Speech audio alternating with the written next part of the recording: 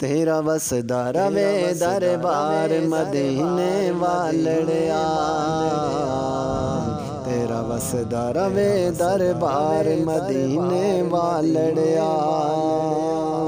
صلاۃ والسلام علیک یا رسول اللہ۔ آئیے بلال وے اسٹوڈیو کے ناظرین، اللہ عز و جل کے ان محبوب بندوں نے راہ دین میں مال قربانی کے ساتھ ساتھ بے شمار جسمانی مشقتیں بھی برداشت کی۔ ان تکلیفوں کو پڑھ کر یا سن کر ایک حساس دل رکھنے والے کی آنکھوں سے بے اختیار آنسو جاری ہو جاتے ہیں۔ واقعی یہ رسول اکرم صلی اللہ علیہ وسلم کی صحبت کی برکت تھی کہ ان حضرات نے ان سخت آزمائشوں پر پورا اترنے کی سعادت حاصل کی، ورنہ عام حالات میں ایسی اذیتیں برداشت کرنا انسانی بس کی بات نہیں۔ اس ضمن میں ایک واقعہ سماعت فرمائیں۔ اس سے پہلے دعا کر لیتے ہیں کہ یا اللہ پاک بلال وے اسٹوڈیو کے سبسکرائبر جو اس ویڈیو کو دیکھ رہے ہیں اور ویڈیو کو لائک کریں، شیئر کریں اور کمنٹس میں ہر صحابی نبی جنتی لکھیں۔ یا اللہ پاک انہیں دونوں جہان کی بھلائیاں نصیب فرما، آمین۔ حضرت بلال رضی اللہ تعالی عنہ نے ہوش سنبھالا تو چاروں طرف کفر و شرک کی ضلالت کو محیط پایا۔ ان کا آقا امیہ بن خلف بھی سخت مشرک تھا۔ اس کی غلامی میں آپ رضی اللہ عنہ نے 22 برس گزارے۔ اسی آسنا میں ان کے کانوں میں دعوت توحید کی صدا پہنچی۔ یہ بعثت کا ابتدائی زمانہ تھا اور سرور دو عالم صلی اللہ علیہ وسلم نے بڑی رازداری کے ساتھ تبلیغ حق کا آغاز فرمایا تھا۔ حضرت بلال رضی اللہ عنہ نیک نفس اور پاک باز تھے اور اعلان نبوت سے قبل بھی رحمت عالم صلی اللہ علیہ وسلم کے اخلاق عالیہ سے بے حد متاثر تھے۔ چنانچہ دعوت اسلام ملتے ہی آپ رضی اللہ عنہ نے بلا تعمل لبیک کہا اور اپنا دل و جان آقا صلی اللہ علیہ وسلم پر قربان کر بیٹھے۔ آپ ان 7 سید الفطرت ہستیوں میں شامل ہیں جنہوں نے سب سے پہلے اسلام قبول کیا۔ جب امیہ کے کانوں میں حضرت بلال رضی اللہ عنہ کے قبول اسلام کی بھنک پڑی تو وہ آگ بگولا ہو گیا۔ اس نے آپ کو بلوا کر پوچھا کہ میں نے سنا ہے کہ تم نے کوئی اور معبود ڈھونڈ لیا ہے، سچ سچ بتاؤ تم کس کی پرستش کرتے ہو؟ آپ رضی اللہ عنہ نے جواب دیا، محمد صلی اللہ علیہ وسلم کے خدا عز و جل کی۔ اس نے کہا کہ محمد صلی اللہ علیہ وسلم کے خدا کی پرستش کا مطلب ہے کہ تو لات و عزا کا دشمن بن گیا ہے، سیدھی طرح راہ راست پر آ جا ورنہ ذلت کے ساتھ مارا جائے گا۔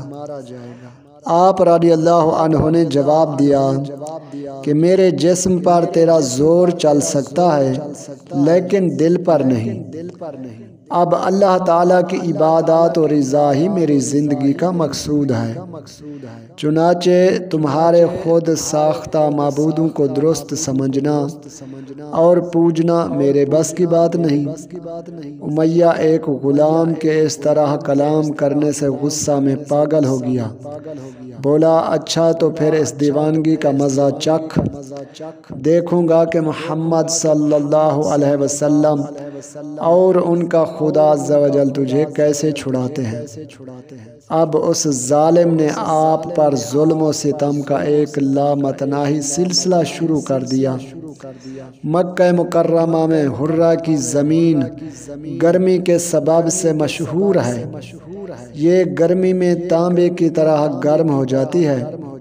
امیہ دوپہر کے وقت آپ کو اس جلتی ہوئی ریت پر لٹا کر ایک بھاری پتھر ان کے سینے پر رکھ دیتا تاکہ ہل بھی نہ سکیں۔ پھر کہتا محمد صلی اللہ علیہ وسلم کی پیروی سے باز آ جا اور لات و عزیٰ کے معبود برحق ہونے کا اقرار کر لے، ورنہ اسی طرح پڑا رہے گا۔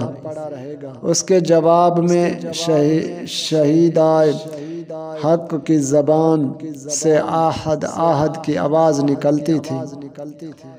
امیہ غضب ناک ہو کر ان کو زود و کوب کرنا شروع کر دیتا، لیکن آپ آہد آہد ہی کہتے چلے جاتے۔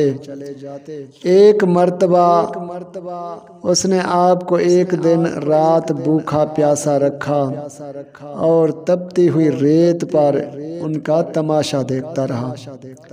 حضرت عمرو بن عاص رضی اللہ عنہ فرماتے ہیں کہ میں نے بلال کو اس حالت میں دیکھا کہ امیہ نے آپ کو ایسی سخت گرم ریت پر لٹا رکھا ہے کہ جس پر گوشت کا ٹکڑا بھی رکھ دیا جائے تو وہ بھی بھون جائے، لیکن آپ اس حالت میں کہہ رہے تھے کہ میں لات و عزیٰ کا انکار کرتا ہوں۔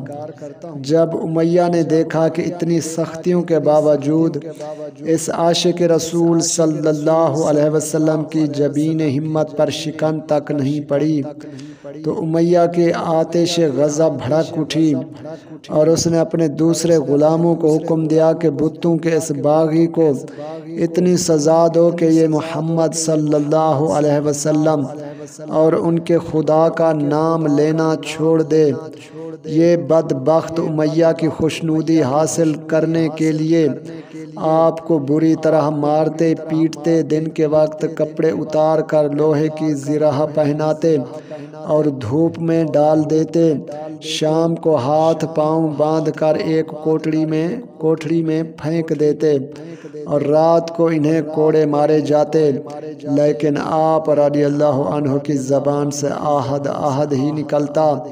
علامہ ابن سعد رحمۃ اللہ تعالی علیہ فرماتے ہیں کہ امیہ آپ رضی اللہ عنہ کے گلے میں رسی باندھ کر لڑکوں کے حوالے کر دیتا اور وہ انہیں مکے کی گھاٹیوں میں گھسیٹتے پھرتے، پھر جلتی ہوئی ریت پر لٹکاتے اور ان پر پتھروں کا ڈھیر ڈال دیتے، لیکن آپ رضی اللہ عنہ آہد آہد ہی کہتے، حتیٰ کہ حضرت ابوبکر صدیق رضی اللہ عنہ نے انہیں خرید کر آزاد فرما دیا۔